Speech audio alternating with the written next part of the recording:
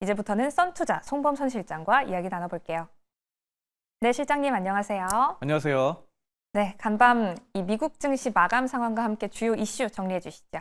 네, 미국 증시 여러 가지 소식들이 나왔는데 FOMC 금리 인하 관련된 소식이 가장 큰 소식이었죠. 근데 금리 인하는 안 했습니다. 금리 동결로 마감을 했어요. 그래서 시장에서 어느 정도 예상했던 거죠. 금리 동결에 대한 가능성이 99%다. 전문가들이 보고 있었고 어쨌든 예상대로 됐기 때문에 큰 충격은 없었습니다. 당연히 금리 동결이 될 것이라고 다들 입을 모았기 때문에. 자, 그런데 어쨌든 지금 금리 동결은 뭐 호재는 아니죠. 사실 금리를 인하해야 우리 기업들이 이렇게 돈을 빌려서 할 때 이자 부담이 좀 덜해지고 이자가 좀 내려가야 기업들이 더 과감하게 공격적인 투자를 할 수 있죠. 자, 그런데 왜 금리 동결했는데 증시는 왜 올랐느냐? 이걸 좀 살펴보셔야 되는데 네. 일단은 뭐 파월 의장이 비둘기파적인 발언을 했다라는 점입니다. 그래서 여러 가지들 예전 같은 경우 뭐 상당히 경기가 침체될 것이다라는 말들이 많았죠. 근데 이제 지금은 경기 침체에 대한 우려가 크지 않다라고 말을 했고요. 자, 그리고 인플레이션에 대해서도 일시적이다라고 밝혔어요. 그래서 인플레이션 크지 않다, 뭐 너무 우려할 정도는 아니다라고 해서 예전에 이제 우리 지금 여러 가지 금리 인하 관련해서 작년 같은 경우는 뭐 금리 인하를 올해 4번 한다. 처음에 이러다가 그 다음에 2번으로 줄었습니다. 그러다 요즘은 인플레이션이 너무 가파르다 보니까 금리 인하를 아예 안 하는 거 아니냐. 1년 내내 뭐 이런 말까지 나오기도 했어요. 자, 그런데 지금 이번에 확실히 못을 박았죠. 금리 인하를 이번 연내에 2번 하겠다라고 했기 때문에 4번보다는 작년 뭐 중순에 기대했던 4번보다는 확실히 줄었지만 그래도 뭐 아예 안 하게 되는 그런 최악의 경우보다는 좀 더 낫다라는 그런 골디락스적인 심리가 반영되지 않았을까 싶어요. 그래서 어쨌든 2번 정도면은 작년 연말에 기대했던 수치 정도가 그냥 그대로 이어지는 거거든요. 그래서 예전에 뭐 이제 최근 들어서 나왔던 매파적인 기조 이런 것들보다는 훨씬 나은 그런 것이기 때문에 긍정적으로 판단되고, 다만 이제 아직은 긴장감을 놓쳐서는 안 되는 게 성장률이 좀 줄어들었습니다. 미국 성장률이 약간 하회했기 때문에 1%대로 떨어졌어요. 이런 점들에 따라서 지금은 좀 조심해야 될 구간이긴 하다, 여전히. 그래서 지금 이렇게 볼 수 있고, 어쨌든 파월 의장의 비둘기파적인 발언 이런 것들은 시장에 훈풍을 일으켰고 여러 가지 기술주들의 좀 긍정적인 역할을 줬다, 이렇게 볼 수 있겠습니다. 네, 관세가 시장을 뒤흔들었음에도 불구하고 기조인 동결이 유지가 됐다라는 점이 시장에 약간 안심을 불어넣어주는 모습이었습니다. 잠시 뒤에 조금 더 자세히 살펴보도록 할 텐데 파월 의장이 또 인터뷰에서 불확실성이라는 단어를 그렇게 많이 얘기하더라고요. 그만큼 계속해서 지켜보고 대응을 해봐야겠습니다. 하지만 시장은 안심을 하면서 기술주는 앞서 보셨던 것처럼 전반적으로 상승하면서 마무리가 됐는데요. 그럼 간밤 기술주 상황과 함께 다른 종목들도 짚어보도록 할게요. 먼저 평가가 개선됐던 기업이다라고 첫 번째로 엔비디아를 짚어보도록 하겠습니다. 가져와 주셨는데 엔비디아도 간밤에 한 12시 반쯤에 Q&A 시간이 있었어요. 거기서 또 이야기가 많이 나왔고 엔비디아 어떻게 보시는지 궁금합니다. 네, 엔비디아는 지금 뭐 여러 가지 학회 컨퍼런스도 하고 상당히 좀 활발하게 하고 있죠. 자, 그런데 간밤에는 이제 UBS가 엔비디아를 평가를 좀 올렸습니다. 그래가지고 최선호주에 UBS가 좀 포함시켰다라는 말들이 나오고 있고, 일단은 엔비디아의 최근 단기 실적은 성장성이 엄청나게 높은 편은 아니에요. 예전 뭐 작년이라던가 재작년 같은 경우는 젠슨 황이 말 한마디만 하고 또 여러 가지 성장성 지표만 나와도 주가가 급등하는 이런 상태였는데, 지금은 주가가 이렇게 막 오르다가 성장성도 이렇게 가파르게 오르다가 어느 정도 성숙기, 그러니까 약간 완만하게 오르는 그런 시기가 아닌가. 그래서 단기 실적 같은 경우는 성장성이 확실히 막 가파르게 오르진 않는다라는 측면인데, UBS가 또 긍정적으로 말했던 건 뭐냐면은 인공지능, AI 컴퓨팅 기능에 대한 수요가 계속해서 긍정적으로 유지가 되고, 이런 엔비디아가 여전히 AI 부분에서 좋은 위치에 있다라는 것들을 다시 한번 좀 설파를 했습니다. 그래서 UBS가 이렇게 최선호주에 엔비디아를 꼽았다라는 점이고요.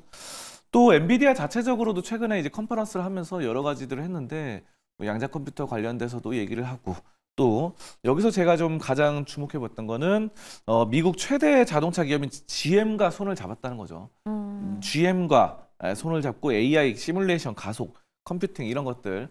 GM 그러면 미국의 뭐 자동차의 상징 같은 겁니다. 전통적인 뭐 포드와 함께 그렇죠. 네. 테슬라는 요즘 각광받는 신형 자동차 이런 이미지가 강하다면은 GM, 제너럴 모터스 이쪽은 전통적인 자동차 산업인데 여기와 엔비디아가 손을 잡았다는 거는 어쨌든 GM이 갖고 있는 막강한 그런 시설들, 생산 시설들, 자동차에 대한 이런 것들과 최신 AI를 접목해서 적용을 한다면은 GM 역시 좀 시너지과 좀 첨단 산업으로서 나아갈 수 있지 않을까 싶고요. 또 최근에 이제 학회에서 말했던 거는 블랙웰, 울트라 이런 것들, 베라 루빈 이런 것들을 공개를 했죠. 그래서 블랙웰이 이제 발열 문제로 지금 여러 가지 문제점이 있었는데 울트라를 내놓으면서 추가적인 이런 것들을 좀 잡을 수 있겠다. AI 이런 스케일이 더 커지고 있다라는 측면 그런 것들이 엔비디아에 좀 작용을 하고 있다 이렇게 좀 보실 수가 있고요. 네. 네, 엔비디아는 지금 그래서 사실 뭐 많이 좀 눌렸던 부분이었는데 그래도 이제 간밤에는 좀 어느 정도 상승세로 나타납니다. 그래서 플러스 2%대 117달러 선으로 좀 접어드는 모습인데요. 재밌는 건 이제 여기서 이제 변동성이 굉장히 컸어요. 네, 여기 보시면은 간밤에 변동성이 뭐 윗꼬리도 달렸고 윗꼬리도 달리고 아랫꼬리도 달리고 이렇게 하면서 전체적으로 봉이 길어졌다. 위아래로 윗꼬리와 아랫꼬리가 달리면서 십자가 모양의 이런 패턴이 나타났는데 이런 것들은 약간 추세 반전의 패턴이 많습니다. 왜냐하면은 저점에서 네. 지금 거의 엔비디아는 저점이라고 보거든요. 저점에서 위아래로 막 요동치면서 움직인다는 건 투자자들의 심리가 매수세도 강하고 매도세도 강하고 한 건데 어쨌든 지금 좀 153달러에서 떨어졌기 때문에 지금 어느 정도 117달러는 가격적인 메리트도 어느 정도 돋보인다라는 점이고 저는 뭐 이런 UBS라던가 평가도 좀 더 좋아지고 블랙웰 울트라 이런 것들에 대한 기대감이 여전히 살아있기 때문에 스케일업에 따라서 좀 엔비디아 현재로서는 좀 긍정적으로 볼 수 있겠다 이렇게 보고 있습니다. 네, 간밤에도 큰 변동성을 보였던 엔비디아 오히려 저점을 확인할 수 있는 계기로 삼아 보시면 될 것 같습니다. 엔비디아 함께 긍정적으로 검토해 보도록 하겠고요. 두 번째로 기술주 안에서 정말 엔비디아는 간밤 변동성이었다면 요즘 정말 하루하루가 달라지는 테슬라 이야기를 해보려고 합니다. 저희가 예전에 이야기를 할 때 테슬라는 이제 좀 CEO 리스크를 딛기 위한 한 방이 필요하다라는 네. 이야기를 해주셨는데 역시나 로보택시가 그 한 방이었을까요? 근데 로보택시가 많이 좀 저하고 될 것 같긴 해요, 정책적으로. 왜냐하면 어쨌든 일론 머스크의 가장 큰 목표는 사실 전기차가 아니라 자율주행차라고 보거든요. 네, 전기차는 사실 최종 목표라기보다는 자율주행차로 나아가기 위한 건너가는. 그 단계, 디딤돌 단계 뭐 이렇게 봐요. 왜냐하면은 내연기관차, 가솔린 차량이 자율주행차에 호환이 잘 안 맞습니다. 호환이 잘 안 맞아서 여러분들이 지금 최신 최신 프로그램들 깔리는 것들 막 윈도우 XP, 윈도우 3.0 이런 데서 하면은 네. 거의 안 돌아갈 거예요. 오류가 뜨고 에러가 날 겁니다. 왜냐하면 호환이 안 맞기 때문에. 네. 네, 그래서 호환이 잘 맞아야 된다. 내연기관차는 자율주행차에 호환이 안 맞는다. 전기차가 잘 맞죠. 그래서 어쨌든 이런 것들 하고 있는데 최근에 이제 도지로 활동하면서 일론 머스크가 캘리포니아주 로보택시를 운행하기 위한 첫 번째 관문을 통과를 했습니다. 그래서 이제 로보택시라는 게 이제 자율주행차잖아요. 근데 이제 자율주행차에 대한 규제가 까다롭기 때문에 네. 사실 뭐 사고가 나면은 자동차랑 뭐 사람이랑 뭐 이렇게 부딪혔다라고 하면은 이 도대체 책임을 누가 질 것이냐라는 거죠. 그러니까 자동차 제조회사인 테슬라가 책임을 져야 되느냐, 아니면 보험회사가 책임을 져야 되느냐, 아니면 운전자가 부주의했다 해서 책임을 져야 되느냐. 근데 이게 완전 자율주행 되면은 사실 운전자는 뭐 잠을 자도 되거든요. 네. 밥을 먹어도 되고 그냥 책을 읽어도 되니까. 그렇기 때문에 운전자는 배제되고 그럼 보험회사나 아니면은 뭐 자동차 만드는 회사 이런 것들에 대한 뭐 그런 책임론이 옥신각신 할 것 같아요. 근데 이제 그런 것들에 대한 규제가 좀 완화된다. 그러니까 자동차 제조, 테슬라에 대한 책임이 완화되는 그런 규제를 만들어 나가는 거죠. 그래서 캘리포니아주 이런 공공시설위원회 운송사업자 허가를 또 발급하고 여기에 대해서 발을 내디뎌 가고 있습니다. 그래서 최근에 계속 이렇게 진행해 왔었고, 머스크가 또 최근에 뭐 공격이 많았잖아요. 그래서 뭐 테슬라 차량이 막 불타오르고 사이버트럭 뭐 4대가 불타오르고 이런 게 있었는데 네. 이런 것들에 대해서 이제 최근에 폭스 뉴스 여기 나와가지고 뭐 테슬라는 뭐 평화로운 기업이다. 그래서 우리는 결코 나쁜 일을 하지 않는다. 그래서 여러분들이 좀 잘 봐줬으면 좋겠다. 이렇게 말을 했습니다. 그래서 아무튼 앞으로는 좀 이렇게 나왔는데 뭐 만약에 뭐 정치적인 부분들이 하면 이런 것도 하나의 방안인 것 같아요. 오. 테슬라의 네. 이제 CEO인 일론 머스크가 후계자를 양성해가지고 후계자와 함께 후계자 그러니까 혼자서 모든 것을 다 할 수는 없잖아요. 네. 그러니까 트럼프 대통령도 마찬가지로 어떻게 보면 오른팔, 왼팔로 테슬라 일론 머스크를 함께 하는 거죠.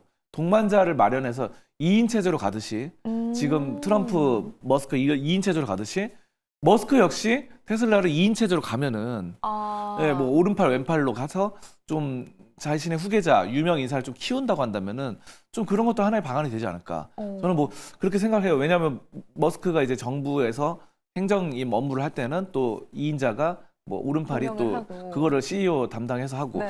이런 것도 괜찮을 것 같은데 어쨌든 지금 주가는 지금 많이 떨어져 가지고 했는데 그래도 간밤에 5% 상승이 나오면서 이 자율주행차 로보택시에 대한 첫 관문을 통과했다라는 기대감 이런 것들이 나옵니다. 그래서 지금 주가는 사실 뭐 이동평균선 상에서는 지금 뭐 역배열이죠. 상당한 역배열이고 모든 이동평균선 아래에 있는데 그나마 좀 다행인 거는 그래도 5일 이동평균선 어느 정도 돌파해 나가는 흐름들 좀 보여지고 있습니다. 그래서 골든크로스 나오고 10일 이동평균선 역시 이제 조만간 좀 돌파를 해볼 수 있는 모멘텀이 나오지 않을까 싶어요. 그래서 이런 부분들이 좀 강조되고 있어가지고 앞으로 테슬라에 대한 이런 향방 좀 기대를 해보도록 하겠습니다.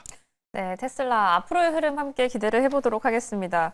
저희 예전에 뭐 무인 배달 이런 이야기 할 때 네. 사람들의 도덕성이 좀 해결이 되어야 그것도 상용화가 될 수 있다. 그쵸. 이런 이야기를 했었는데 FSD 같은 경우에도 사고가 났을 때 누가 책임을 질 것인가에 대한 좀 다른 차원의 문제가 해결이 되어야 앞으로의 기술 발전이 또 원활하지 않을까라는 생각을 한번 해봅니다.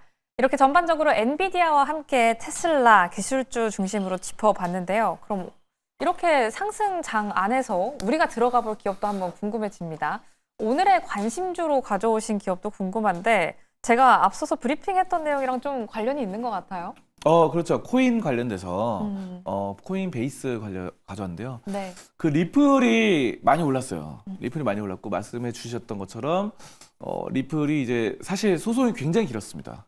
이 SEC와의 관계 소송이 길었고, 그러니까 SEC는 우리나라로 치면 금융감독원 같은 기관이죠. 그 금융감독원이 하는 업무가 자체가 이제 증권 뭐 이런 것들을 감시 감독하는 거죠. 네. 그래서 SEC에 딱 봤는데 이 가상화폐들이 좀 마음에 안 듭니다. 왜냐하면 뭔가 자꾸 이 정통적인 이런 제도권 하에 그런 것들에 벗어나기 때문에.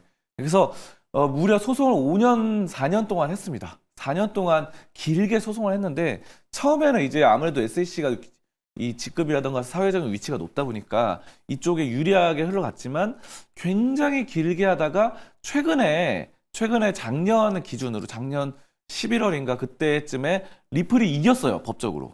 네, 그때 이미 이겼습니다. 법적으로 이겨가지고 그래서 법원이 리플 편을 들어줬다 해가지고 뭐 리플이 이제 뭐 기관 투자들한테는 증권이지만 일반 투자한테는 증권이 아니다 뭐 이런 말을 했죠. 그래서 증권이 아니기 때문에 SEC가 관리할 수 있는 감독 범위가 아니다라고 했는데 어쨌든 지금은 다시 한번 지금 또 그런 말이 나왔고 근데 항소를 했죠. 네. 항소를 해가지고 SEC가 항소를 했는데 그 항소조차 리플이 이긴 겁니다. 그래서 리플이 요즘 XRP로 또 불리고 있죠. XRP로 불리고 있는데 그러니까 첫 번째 소송에서 이겼고 두 번째도 항소에서도 이겼다라는 측면에서 상당히 이제는 어느 정도 이제 뭐 여러 가지 위치가 좀 자리 잡지 않았나. 그동안 상당히 법적으로 불안했거든요. 이게 언제 갑자기 법적으로 타겟이 될지 공격이 받고 뭐 두드려 맞을지 막 이런 것들이 상당히 겁이 났는데 이제는 금융감독원 같은 기관조차 법적으로 패배했기 때문에 이런 부분들은 상당히 가상자산 업계에서 호재다라고 보고 있고 이런 것들 때문에 거래가 더 활성화될 것 같아요. 그래서 코인베이스가 바로 그런 측면에서 이제 거래소죠. 그러니까 수수료를 챙겨 나가는 기업이죠. 증권사랑 똑같습니다. 음. 증권사도 이제 고객들 자산 매매하면서 수수료 나오는 것처럼. 근데 코인베이스도 이제 최근에 많이 떨어졌어요. 여러 가지 떨어졌는데 어쨌든 이런 부분들이 또 그 트럼프 대통령이 행정 명령을 통해서 가상 자산들 5개, 뭐 비트코인, 리플, 이더리움, 솔라나, 카르다노, 에이다 뭐 이런 것들을 좀 행정 명령을 통해서 가상 자산 비축한다 그랬거든요. 그래서 미국이 이미 비트코인을 20만 개 정도 쌓아놨어요. 네. 그 돈을 치니까 18조 원 가량 됩니다. 그래서 미국이 많이 쌓아놨다더라라는 측면에서 아무튼 이렇게 코인베이스 글로벌의 도약, 좀 반등이 거래 수수료가 많아지면서 그런 점들이 좀 기대된다 이렇게 보고 있습니다. 네, 간밤 한 가지 이슈로 인해서 이 코인 관련주들이 좀 꿈틀하는 모습을 보였었는데 앞으로 장기적으로도 코인베이스 함께 주목을 해보도록 하겠습니다. 그럼 이렇게 이슈와 함께 눈에 띄었던 종목까지 만나봤습니다. 지금까지 썬투자 송범선 실장과 함께했습니다. 고맙습니다. 감사합니다.